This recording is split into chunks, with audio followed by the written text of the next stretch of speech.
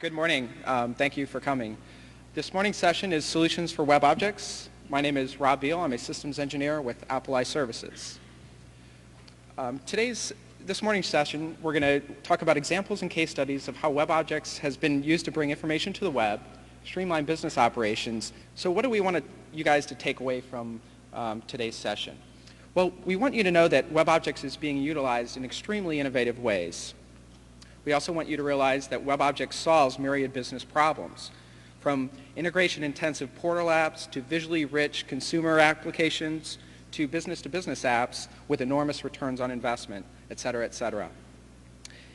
We also want you to realize that WebObjects projects have high success rates.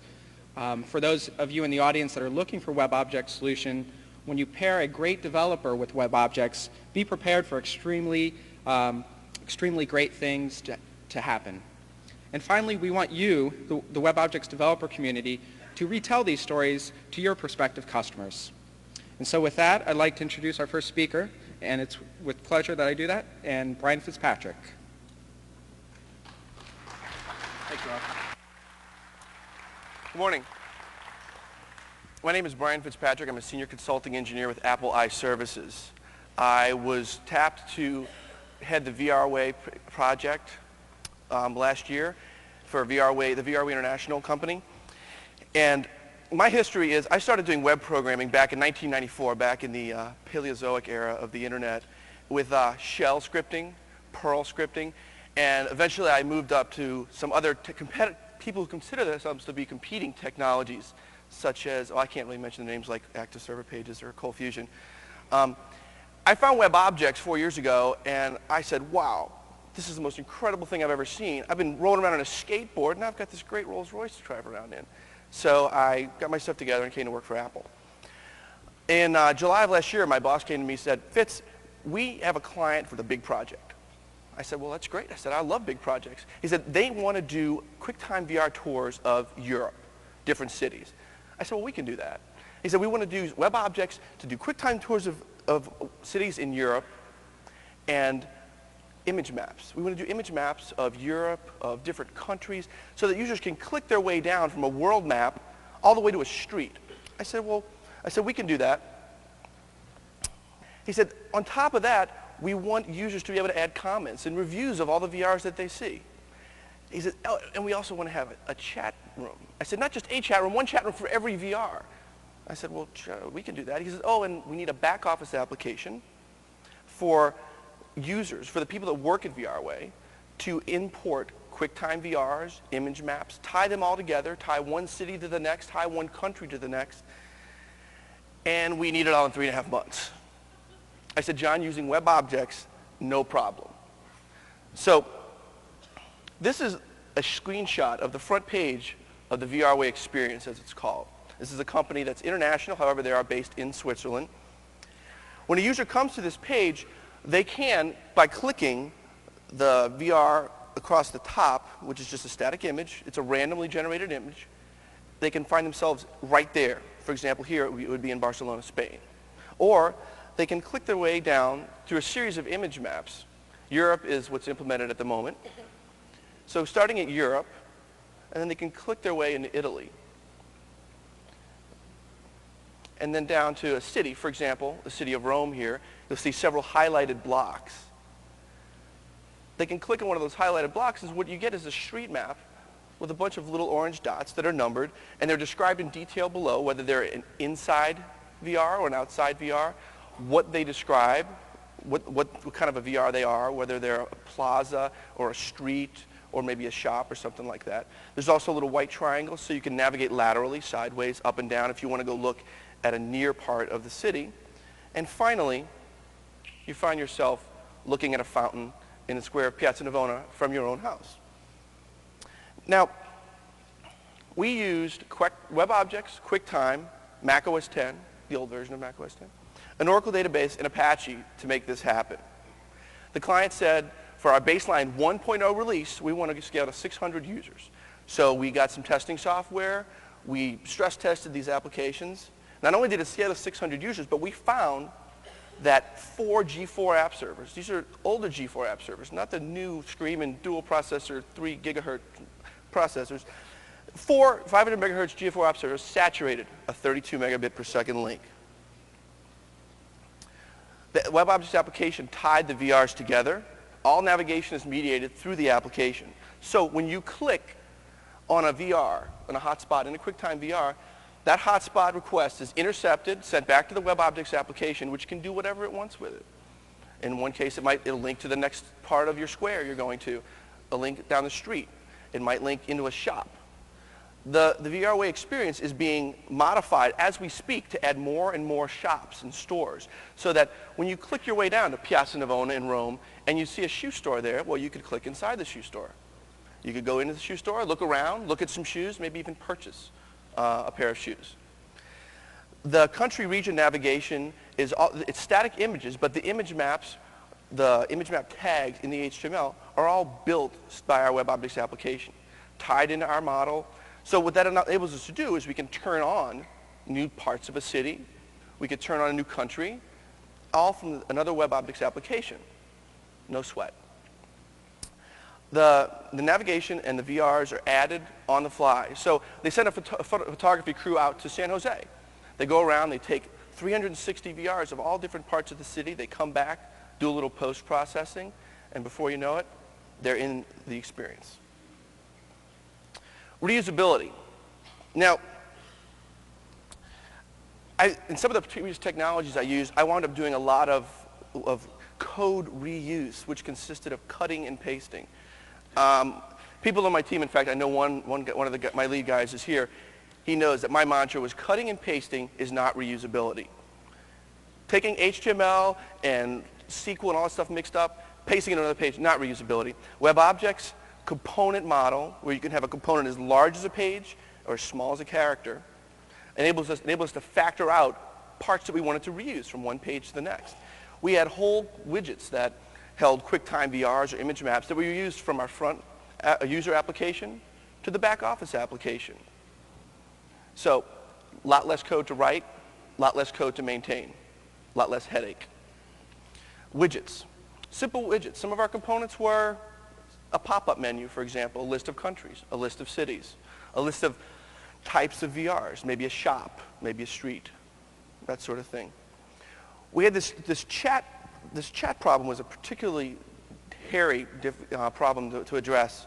So what we wrote is a framework that wrapped this procedurally oriented chat commands into an object-oriented framework. So in our application, we just say, new chat room, this is the name of the chat room, and go. And that was all there was to it. Using object-oriented design enabled us to really come up with an application that could be maintained, an application that could be changed. We came up with 1.0 and they said, wow, this is great, we're quite impressed, but our graphic design guys came up with this new stuff here, How long is it going to take you to get in? And we said, well, no problem. We handed it off. Never had to change a line of code because of the way that WebObjects use templates. They came to us and said, we've got this 1.0 thing. We have this VRWay experience. This is great. We want to add another feature.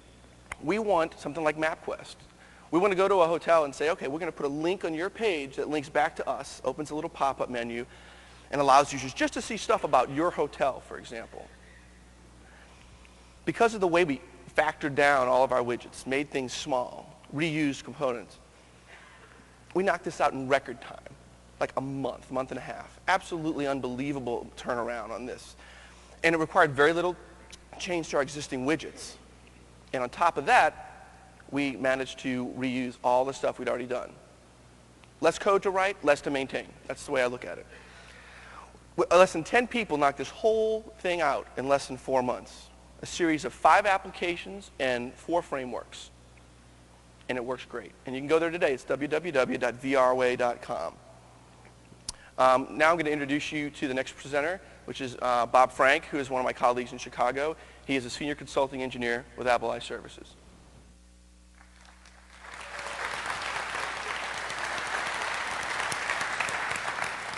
Thank you, Fitz. As he said, I'm Bob Frank. I'm going to be talking about the University of Michigan Student Portal. Last year, they developed a student portal that gave their student population and others in their university system the ability to access a variety of services through simple easy-to-use web page. And how does this guy work? This is what it looks like. I think they did a very good job.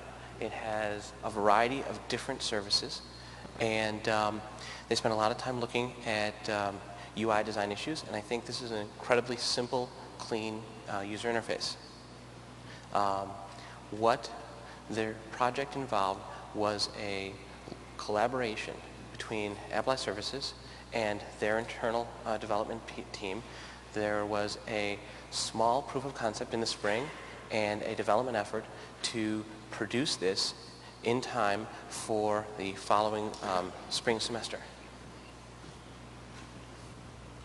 The basic architecture has, I'm sure this design pattern is fairly familiar to those of you that have done WO work before. There is a few core frameworks that contain their common EOs and some other core components, and a variety of separate frameworks that use each of these core frameworks to produce individual services. And as from the UI screenshot, each panel was basically a different service. And all of this is wrapped inside the basic application. This is very flexible, and this is a very powerful design pattern.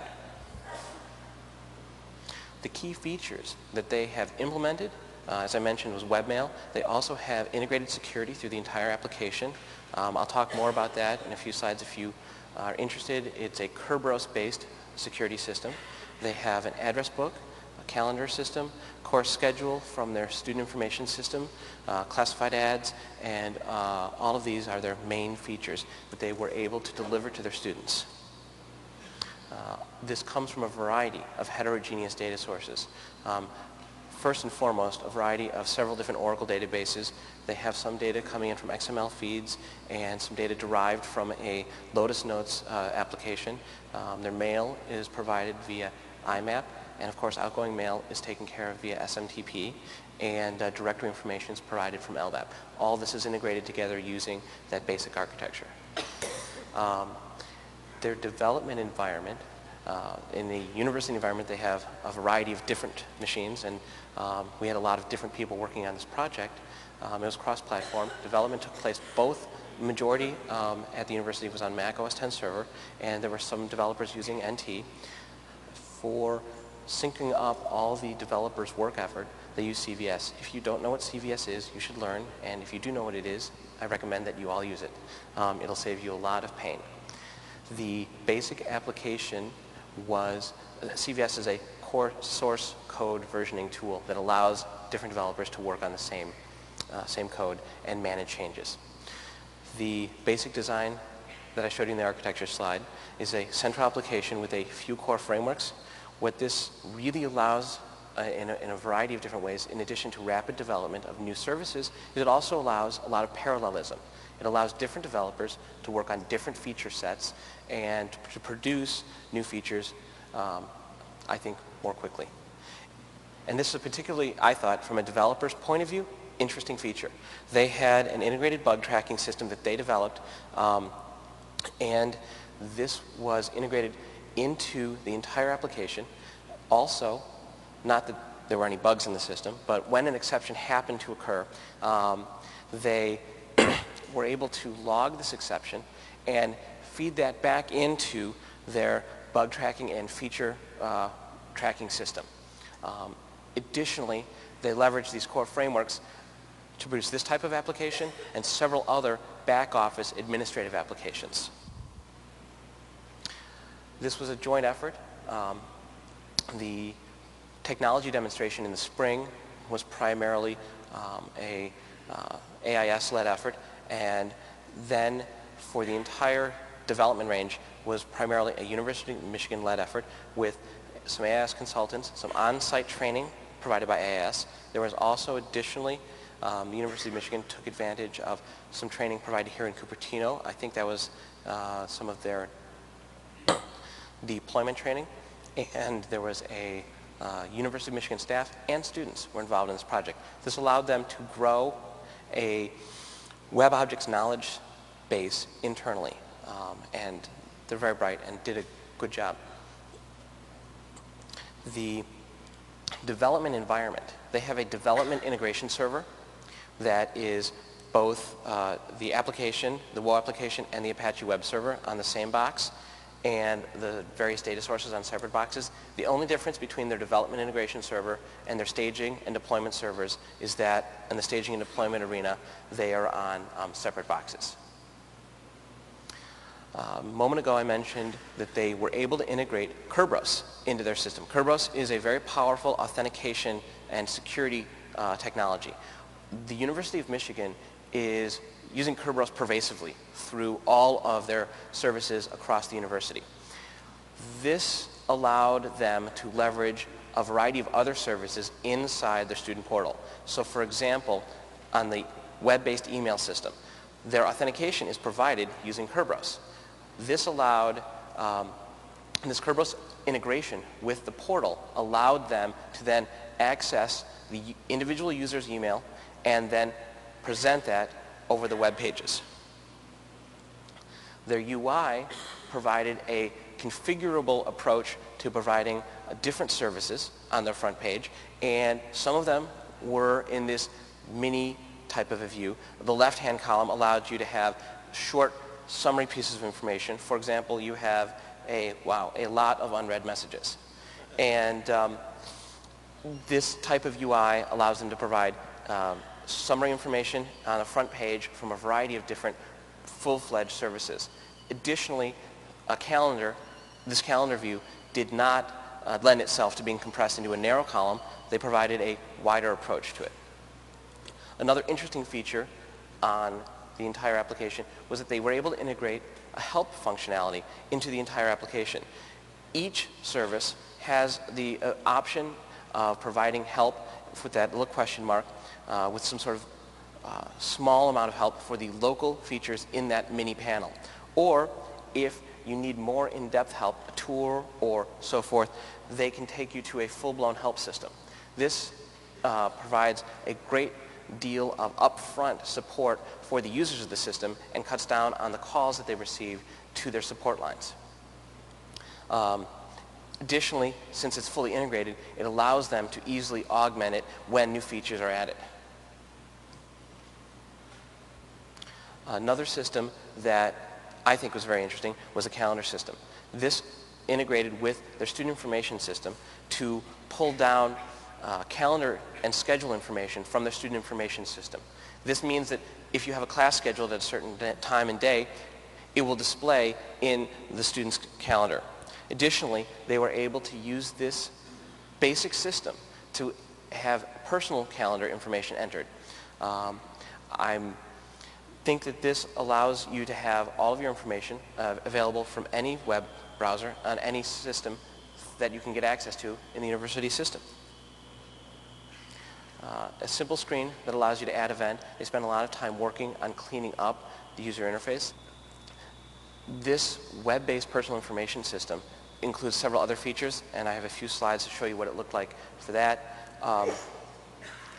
Basically, it allows them to have the calendar, which I just showed you, and an address book, and the to-do list. The long-term goal of this system is to provide integration with other desktop PIMs, so you can do importing and exporting. Their mail system is I think, the most look-forward feature for the students. It allowed them to have simple web-based access to their email system. Previously, for the most part, they were using text-based systems. Some of them, as far as I know, were using some desktop clients, but with a desktop client, they were limited to a situation where they had their machine that their software was installed on. And with a web-based system, they're able to, once again, access it from anywhere in the university. This is a shot of what their UI looks like for viewing an individual message and composing a message. Additionally, another feature that they wanted to add allow the students themselves, not outside vendors like you would find in a traditional classified ad in a newspaper, but just the students themselves to utilize the system to exchange products or sublet apartments or resell books at the end of the semester. This is not an auction type of a system. This is a simple marketplace for students to exchange whatever they want to. And this is a screenshot of what the to-do system looks like. This basically allows them to go ahead and keep track of various events, very similar to what you'll find in the other personal information manager systems. Portable bookmarks allows them to be able to keep track of their favorites from not just one browser and one computer, but will actually follow them wherever they log in the system. And this allowed the university to insert links into their students' bookmarks as well. An additional enhancement that might occur in the future would be on a per-class basis. If a professor has some sort of information that is relevant to the research for that class or a particular session of a class, they'll be able to provide it in a automatic way to the students. Go ahead and log on to your home page, and here it is. Their long-term goal is to continually add more services as more areas of the university want the ability to add specific features and to be able to integrate on a general level with the existing course materials that are already been built in. For example, with the calendar, there might be desire in the future to add more services based around course information or course materials. And none of this will require rewriting of much of the system because the infrastructure is already built into the core systems. And now I'd like to introduce David Black, another consultant with Apple iServices, to talk about logistics management, a very good success story with a large logistics management company that we can't use their name today. Dave.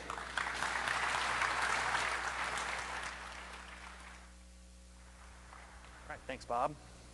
All right, welcome to WWDC. It's Wednesday, or Hump Day. All right. Guess hopefully everyone's going to watch Star Trek tonight. I'm actually a Next Generation fan myself. Anyway, thank you. All right, I'm going to talk a little bit about a client that we did quite a bit of work for.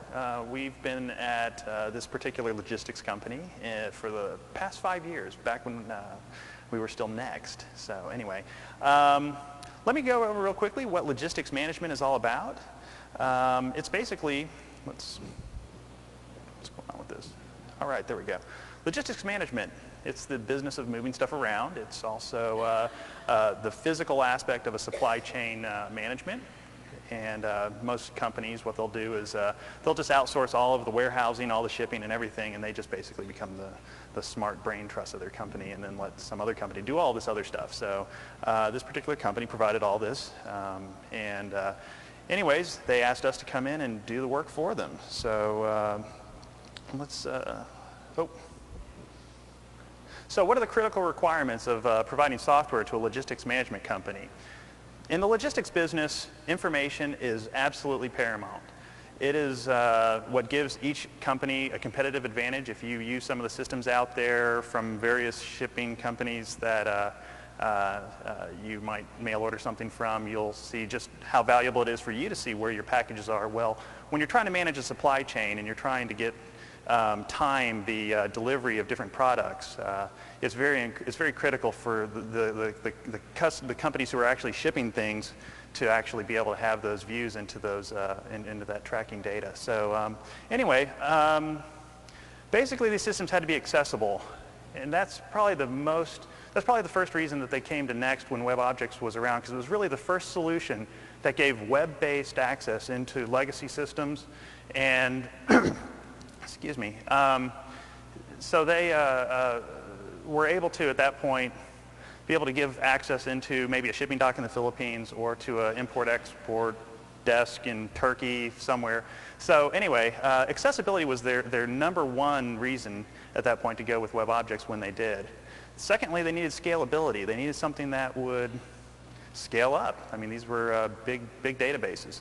They needed interoperability. They had to tie into the customer systems. They had to also tie into their own legacy systems.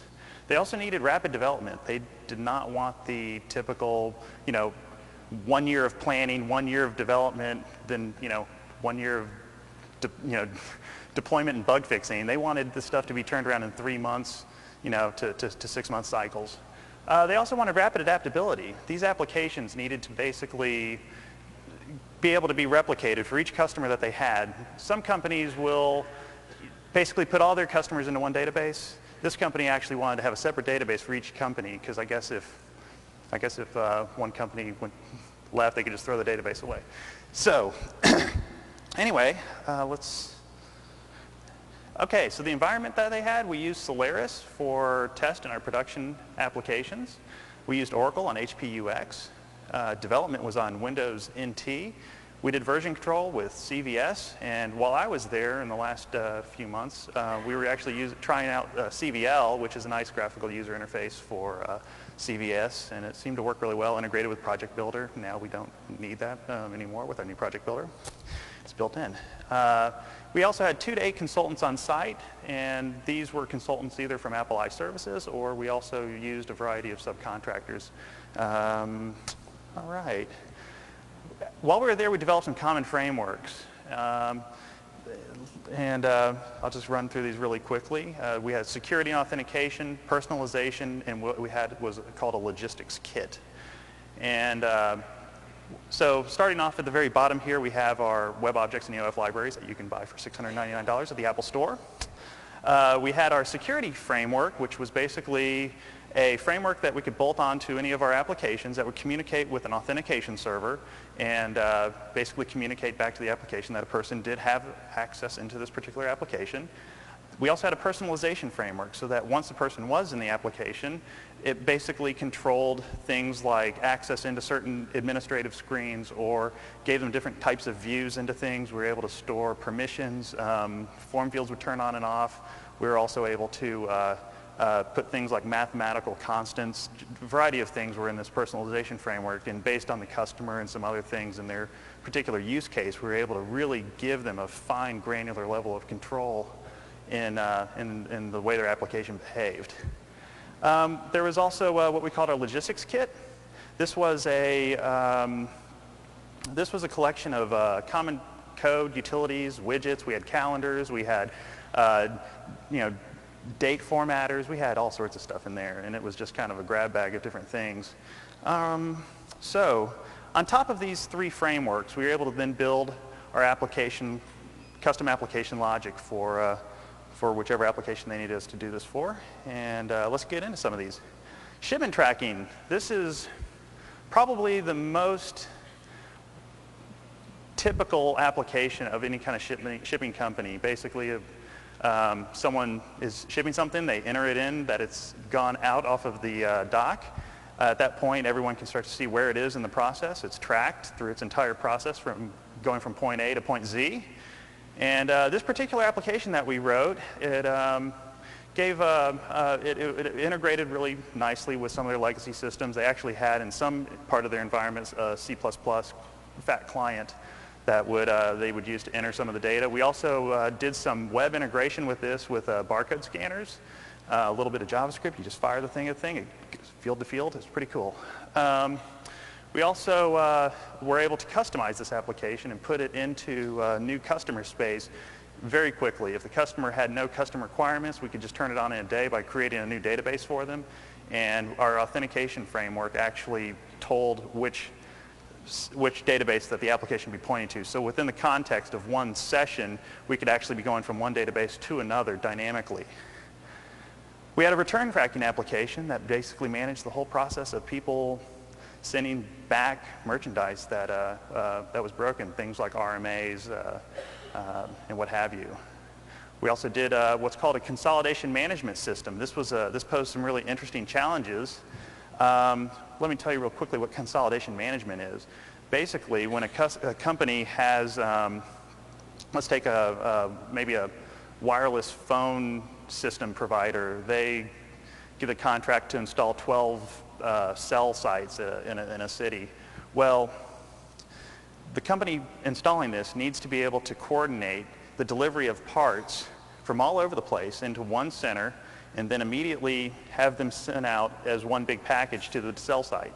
So this system actually, it's kind of like just-in-time compiling. Sorry.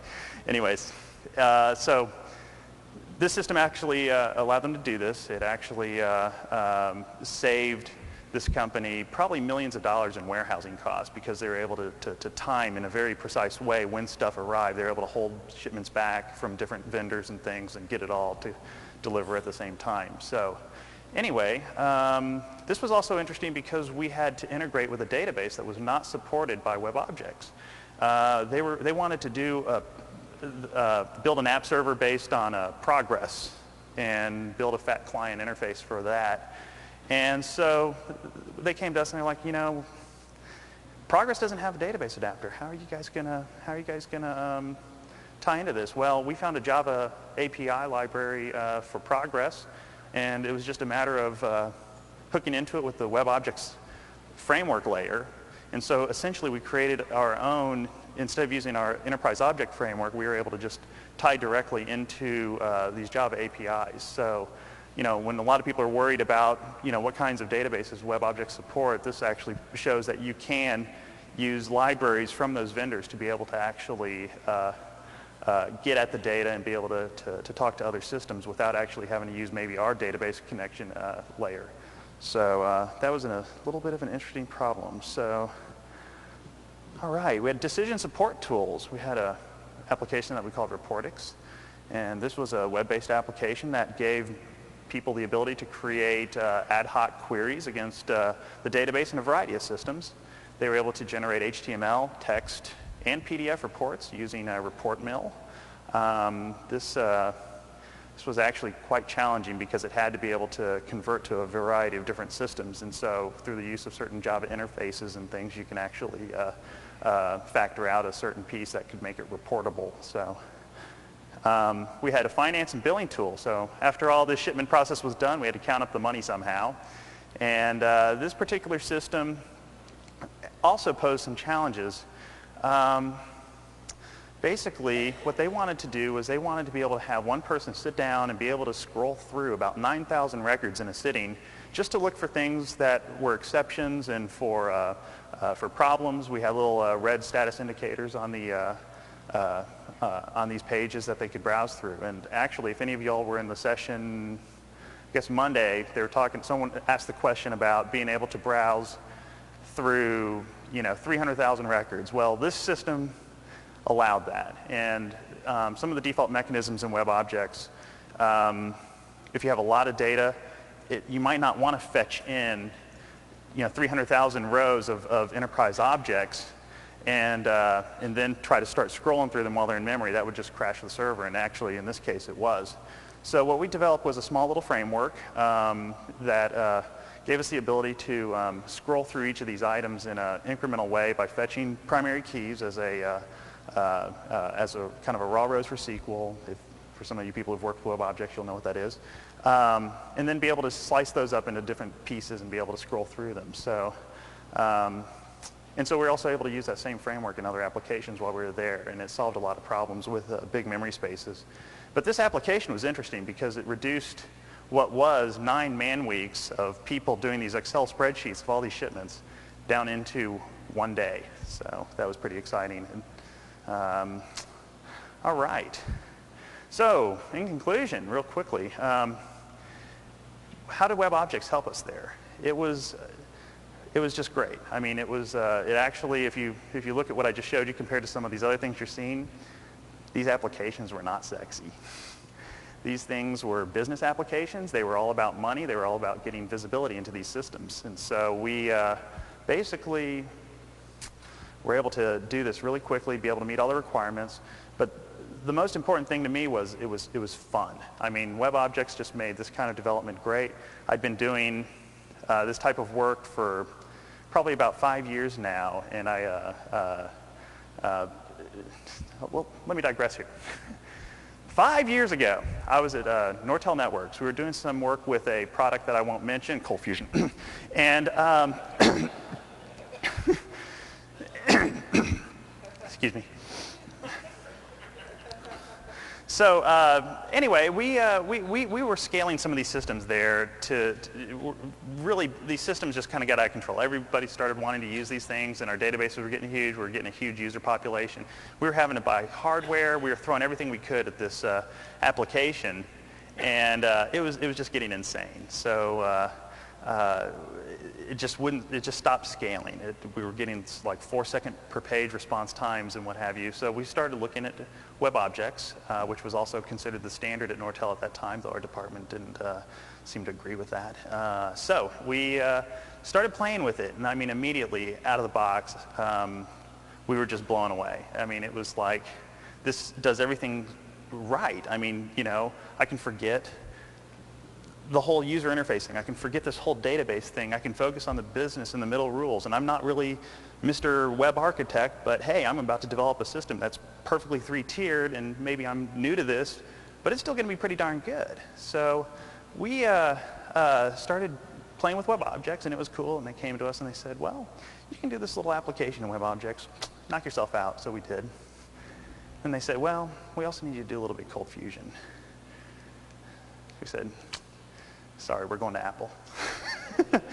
So anyways, basically, I love WebObjects. It's a great application to work with, and hope you guys have an opportunity to get to play with it if you already haven't been playing with it some. All right, that's it. Thank you all very much. Oh, we got a really cool presentation now. I mean, my stuff wasn't sexy. This guy's stuff is really sexy. This is Ricardo Flores. Thanks. Thanks, bud. Thank you all for coming. Again, my name is Ricardo Flores, and I'm the Consulting Engagement Manager for Apple iServices Southwest. As you probably surmised by now, Apple iServices is the consulting arm of Apple Computer. I'm here to talk to you about Build Online by Modern Postcard. Modern Postcard is a small company located in Carlsbad, California, small in size, large in revenue. And what they do is they create postcards for individuals and for corporations. Sounds very simple and kind of a niche, but you'll see that it's much more than that. What Build Online is, it's the result of their request for us to build them a web portal that will allow their corporate and individual customers to jump online and create dynamic web pages that allowed a level of customization that we were unable to find any place on the web. When they got this idea, and I'll show you a demo in just a few moments, we spent about 2 weeks scouring the internet trying to find something that did what we envisioned the way we envisioned it, and we couldn't find it. We found a lot of things online that did postcards, but not really what we intended to do. The goal, obviously, is to make money, and that's a common thread that all of our presentations have. Yeah, they're cool, they're sexy, and yeah, they were fun, but if they're not driving revenue for the customer, we're not there, and the project ends. So that's obviously the goal, and for Modern Postcard, market penetration is the key to actually driving revenue, and they penetrated a number of different markets. Individual selling cards is obviously a key component for them, and there's a big business in people just printing cards of their dog or their daughter or what have you. The real estate community is really significant because you probably get a lot of cards in the mail, postcards from realtors either pushing themselves, pushing a property, pushing RE/MAX or Century 21, what have you, and a lot of those people use Modern Postcard for their services. The artistic and design community is one of their biggest focal points, and the reason is if you're an artist and you create a piece of work and you pour your lifeblood into this and you're trying to distribute this to the masses, you want something that really represents what you've done, the look, the feel, the depth, the texture. If it's fuzzy, if it's jagged, it's not going to work for you. And so they have the highest end technology that can produce a postcard with whatever you want, however you want it on the front side. And also from a gallery perspective, if they're actually presenting something, they want to present examples of the artwork of the artists, that's what they do, and so it looks great. And so they do a significant amount of work for artists, for designers, and for the artist and design community. But where the real revenue is and where the real push is obviously the corporate community. And the best example I can think of to give corporate postcards is when you buy some software and you crack open the box and all those cards fall out. Say, register your software and get support and look at all these other cool products that we make. Those are postcards, and they're not the postcards on the little revolving kiosk on Hollywood and Vine that says, welcome to California, now go home. They are revenue postcards. They're postcards that drive money to businesses for their goods and their services, and that's where the real money comes, and so that's where we were really focusing doing this effort. So we had a number of requirements that we had to do for the development of this product. Some of them pretty generic, some of them very specific. On time and rapid development, a good thing to have. Application scalability, another good thing to have, but we took it one level further. The demo you're about to see is a 5% solution. We anticipate a full community revolving around This application you're going to see with a bunch of other features that we were just trying to flesh out right now, but this is minimal compared to what we're going to have in 3 to 5 years. It's also driving a significant amount of revenue at this point. And we had to make sure that all the objects, all the frameworks, all the code is going to be usable because we're going to scale this extremely quickly and we're not going to have time to go back and reverse engineer or take components out. We must move forward, so scalability had to be at 100%. So we're really taking the object approach, doing this to make sure that all the objects and all the frameworks are going to be reusable. Our streamlined UI was important because we had an existing solution that they had online when we got there. Wasn't very elegant. We introduced some tracking mechanisms that showed that their usage was low, and also it wasn't driving people back to the site for repeat business. Corporate licensing was very low, so it really wasn't hitting their target space, and we've been able to do that, and I think you'll see why. We had to interface with existing back-end systems. Again, always an important thing, but we had some unique challenges. Modern Postcard had several disparate databases, and they were all linked together, and so we had to actually go and touch these databases and make sure that we traded data back and forth in real time as people go into the order screen, put in their name, their address, blah, blah, blah. We had to make sure all that goes into the database, matches with existing records, updates when appropriate, and then spawn to all the other data sources. Not an ideal solution, but it's the world that they had when we got there, and so that's what we integrated with very seamlessly. And yes, we're trying to get a better singular solution, and that's coming. But that was the world that we had, and so we had to go in there and say, we're not going to tell you what to do, we're going to integrate with what you have, and that's what we did. But the real rub of this whole thing is real-time preview. What real-time preview is, it allows anybody to go online and create the postcard and actually get a finished product online. The problem they had was, if I go online and create a postcard and I say, not exactly what I want to move this here, move this there, do this, do that, what I would do is I would jump on the phone and call one of their highly paid design experts and say, can you move that to the left a little? Can you change the text to red? And this guy's making dollars per hour going, yeah, sure, no problem. Fourth phone call, fifth phone call, and the margin of those postcards keeps getting driven down because he's billable to a postcard that we hope this person eventually purchases.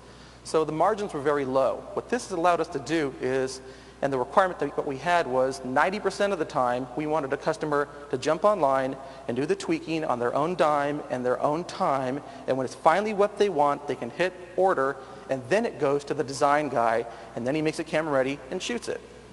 So it's really streamlined. It increases the margin of every postcard, and it's also kind of cool for the customer and very quick and easy for the customer, so it drives them back to the site, which was another key component that we had. So the real-time preview was the most challenging thing we had to do and the most important. It's what separated us from the pack. So how do we do that? Well, we had 3 key components. The first one is obviously WebObjects, Apple's core development tool. The second one was Flash 5. We had to do some very dynamic things, which, again, had not been done. And when we talked to Flash, Flash said, that can't be done. But we did it. And I'll show you what and how. And, of course, the last part of it was the Apple I Services consulting engineers.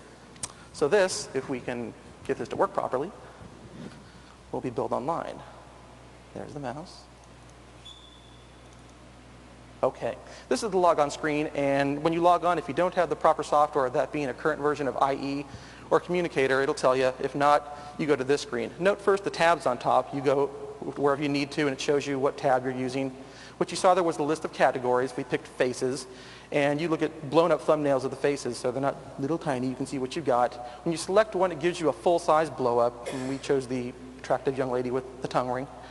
And if you like that, you hit select, and it brings you to the desktop workspace. If not, you go back to the categories and select another face.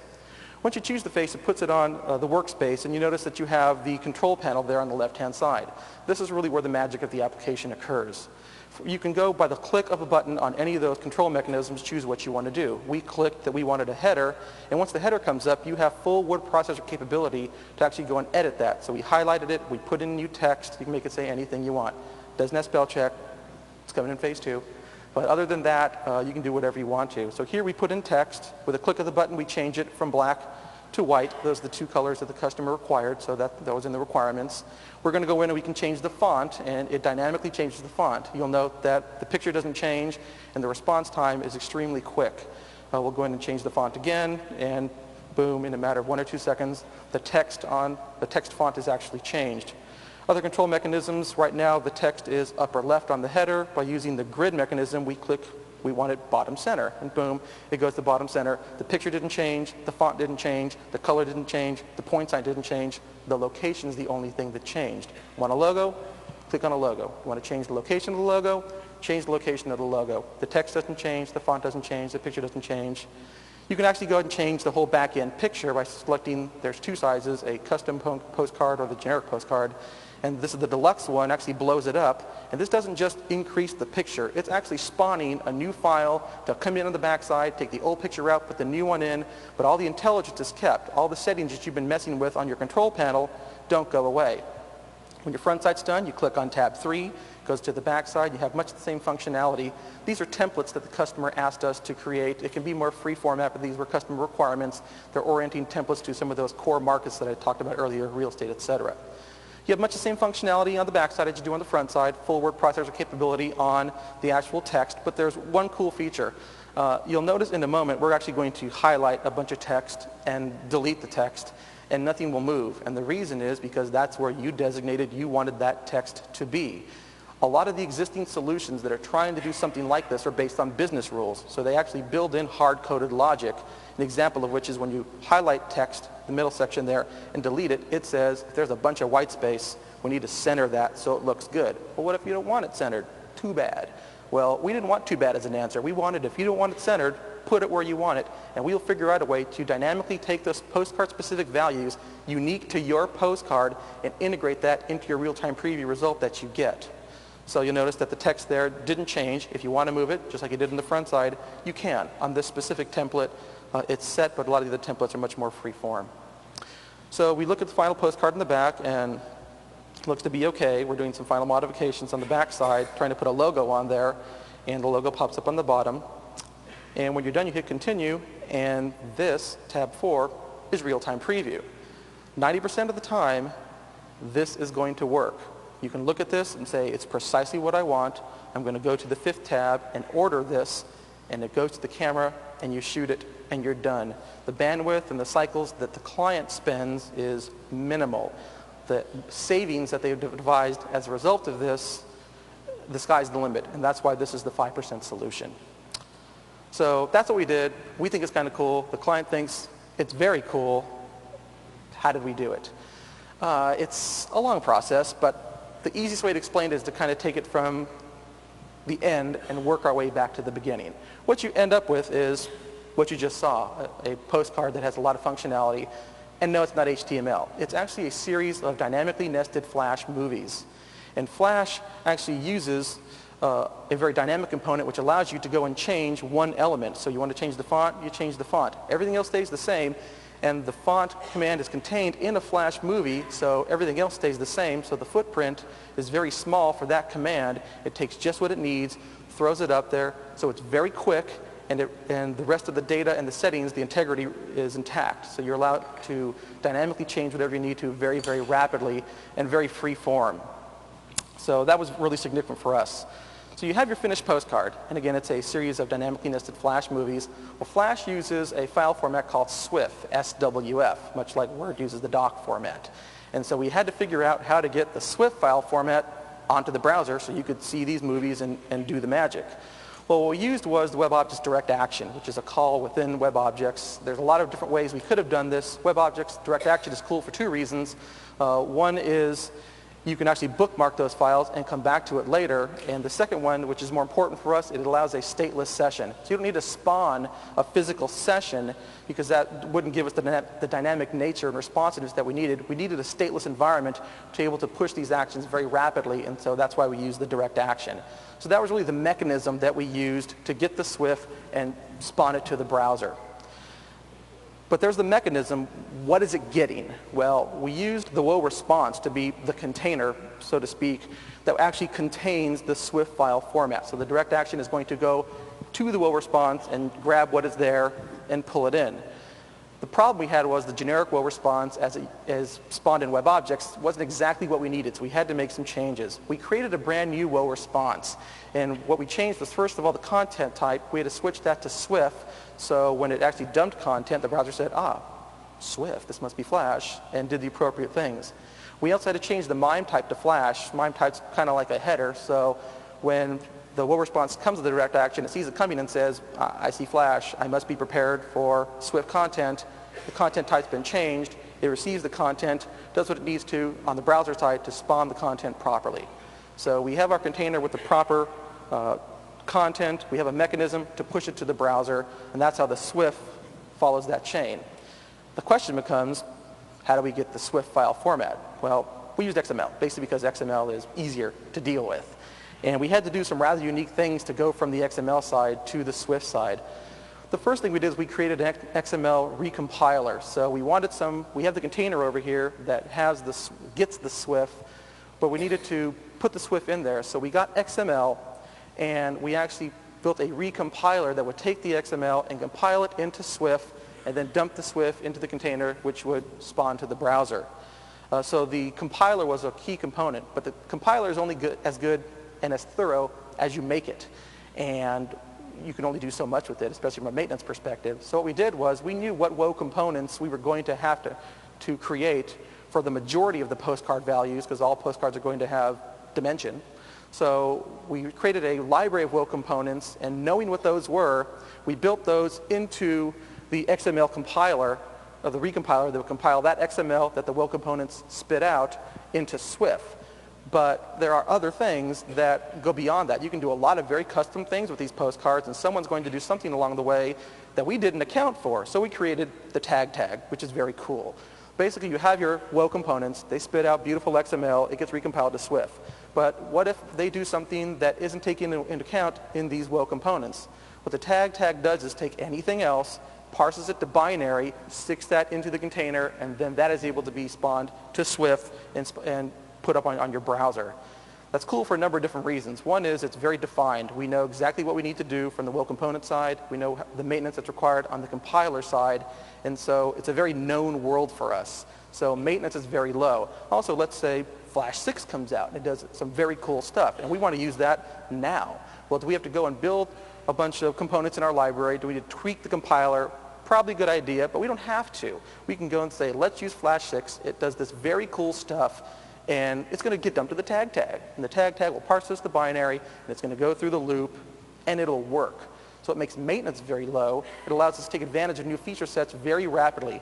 Recommended you go and actually do some intelligence behind the scenes, but you can schedule that now because it's working and it's driving revenue, and you're not forced to do something. You're controlling your own world in terms of maintenance, in terms of upgrades, but you're still keeping pace with the market in terms of functionality. So the tag was a big saver for us. So that's how we got the Swift in our container. We had a recompiler that recompiled the Swift, or the XML to Swift.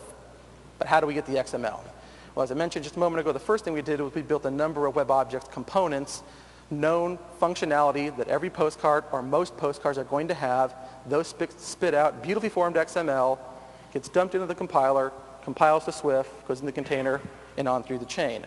So that was the known world. The second part was we had to build the XML frameworks from Flash. And the reason is, going back to the beginning, you have somebody online tweaking a postcard in Flash, in SWF format. And if they say, okay, it's great, send it, well, there's some very specific values there that we can't anticipate every single variable.